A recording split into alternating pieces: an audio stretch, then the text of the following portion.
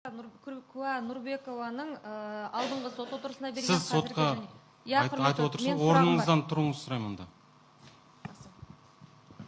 Берген жауаптары бір-біріне сәйкес келмейді. Өзіміз түсініп тұрмыз, я. Куә алдыңғы сот отырысында микрофонды бері қарай өте салыңыз, жеңілсеңіз.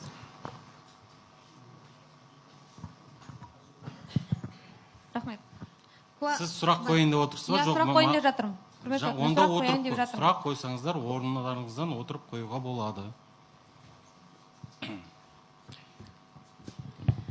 Куә алдыңғы сот отырысында қазірде сіз айтып тұрсыз, я, біраз жерде мен шок күйінде болдым, сондықтан есімде жоқ деген жауап бердіңіз.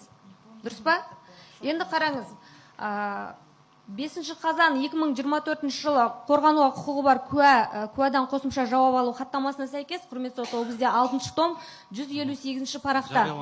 Бізге керекті жері 160 парақтың соңғы сөйлемі және 161 парақтың басында. Сіз ол жерде нақты айтқансыз, бала жерде жатқан болатын және үсті қанған болды. Содан бала ішімен жатқан кезде Абзал қолында пышағымен арқа жағынан ұрып жатқанын көрдім деген нақты жауап берген тергеу кезінде. Осы жауабыңызды қолдайсыз ба? Вы поддерживаете свои эти показания? На тот момент, я же говорю, я не помню, что да как. Я в основном и на русском говорила, и на казахском говорила, и нас туда-сюда водили. Ол кезде нақты есінде жоқ, орысша, қазақша араластырып бердім. Куә, сіз қазір тағы да, міне қорғаушы тараптар ренжиді, тағы да сіз мәжбүрлеп тұрсыз сол сұраққа бізге қайтып келуге қазір. Тергеп тексеру амалдарын жүріп жатқан кезде жаңа беттестіру кезінде де бейне түсірілімге сәйкес сіз қорғаушының да тергеушінің де сұрақтарын қазақ тілде қойған. Сіз түсініп анық жауап беріп отырсыз өзіңіз. Ал қазір сотқа келіп айтасыз, мен қазақша түсінген жоқпын деп. Я сказала, я хочу на русском говорить, но на казахском получается. Мен сізге айтып тұрған жоқпын, Я понимаю на қазақша сөйлет казахском. деп, сіздің құқығыңыз ол, сізге төрағалық етуші сот рұқсат берді. Мен сол сәтті айтып тұрмын. Қалай сіз алдын ала тергеу кезінде берген жауаптарыңызды түсінген жоқпын деп айтасыз. Хаттамада барлық жауаптар сіздің сөзіңізбен басылған. Там написано. На тот момент, я же говорю, нас 2 дня там в РОВД держали. И мы были уставшие, мы не ели, не пили, по каждым кабинетам нас таскали. Аяғына дейін жауап берсін, сұраңыз. По каждым кабинетам нас таскали. То один забирал, допрос сделал, то второй забирал, допрос сделал. На тот момент, я честно говорю, я не помню, как и что они писали. Мне главное было до дома, чтобы добраться. Аударма жасаңыз. Ол кезде бізді кабинеттен кабинетке сұрады, жауап алды дейді. Не айтқаным есімде жоқ. Маған сол кезде тез үйге қайту керек болды. Куә Нұрбекова, сонда сіздің айтуыңыз бойынша шок жағдайда болса, болмаса полиция бөлімшесінде отырған адам өзінің сөйлеп жүрген тілін ұмытып қалады ма? Нақтылап қойыңыз сұраңызды. Мен нақты сұрақ қойдым. Адам өзінің тілін ұмытып қалады ма, күнделікті сөйлеп жүрген белгілі бір жағдайға байланысты?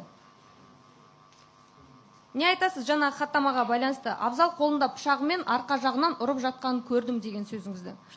Қорғаушыңызға қарабай өзіңіз жауап беріңізші.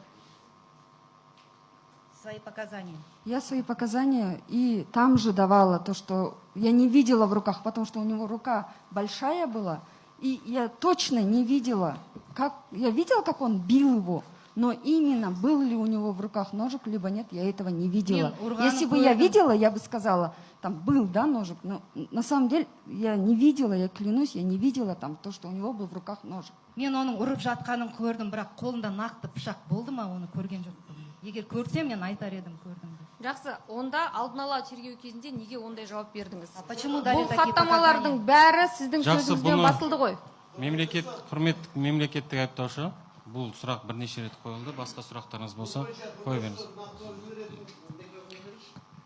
Нақтылап жіберетін, мен қорғауымдағы Нұрбекова өзінің жауабында бағанада айтты. 2 күн, 4-нен 5-не күні қазанға 2 күн ровд. Жақсы, болды, оны қайталаудың қажеті жоқ.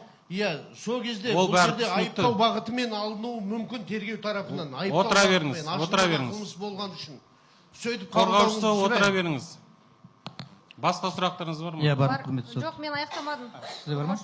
Жақсы. Жақсы, оқиға болған жер, яғни баланың ішімен жатқанын сіз нақты көрдім деп айтқансыз, дұрыс па? Вы сказали, видела точно, что ребенок Да, лежал он- животом. Парень лежал животом. Да, жерде парень. жатқан жас баланың қандай түсті киімде болғанына дейін сіз нақты сөзге сотқа айтып тұрсыз қазір. даже Қорғаушы описали, қоя в чем тұрыңыз, мен была- сұрағымда в чем был қойып одет. болайын, онан кейін жауап бересіздер. Нақтылап Жерде қойыңызшы. жатқан бала. Жерде Тыныш, жатқан тыныш. бала. Тұра тұрыңыздар. Мен аяқтайын. Мемлекеттік айыптаушы. Сосын мен қоя Құрметті сұрағымды. мемлекеттік айыптаушы, сол айтқан сөздерін оқып беріңізші хаттамадан. Сол бойынша сұрақ қойыңыз. нақты. Жаңа оқыдым ғой, құрметті сот. Үсті қанқан болды, содан бала ішімен жатқан кезде Абзал қолында пышағымен арқа Бала. жағынан ұрып жақты. Иә, қой тұрыңыз. Тыныш, тыныш. Қазан 2024 жылы хаттамаға сәйкес осы жер мына жерде нақты көрсетілген жас бала деп. Біз осыған сілтеме жасап тиісті сұрақ қойып отырмыз. Оқыңызшы, оқыңызшы.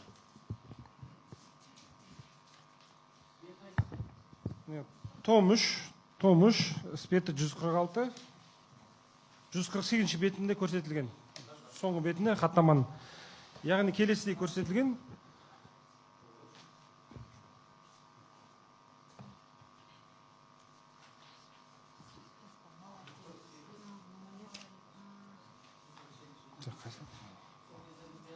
Тыныш, тыныш. Мемлекеттік айыптаушы өзіңіз жариялаңыз.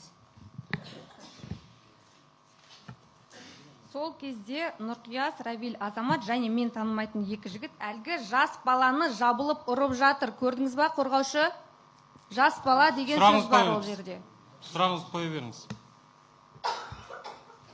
Сол жас балаға Шынасыл Абзал нақты қай жерінен соқты? Сіз айтып тұрсыз, жас бала жерде жатқан көрдім деп тұрсыз, және анық айтып тұрсыз, ішімен жатқан, дұрыс па? Қандай түсті киім кигенде дейін сіз нақты айтып тұрсыз. Қараңғы болса, ол жерде түстің киімнің түсін біз айта алмайтын еді адам. Енді сізге сұрақ. Шынасыл Абзал қай жақ, қорғашы қоя тұрыңыз. Тұра тұрыңыз, тұра. Мен Мемлекеттік сұрағымды айыптаушы, тұра аяқтамадым. тұрыңызшы.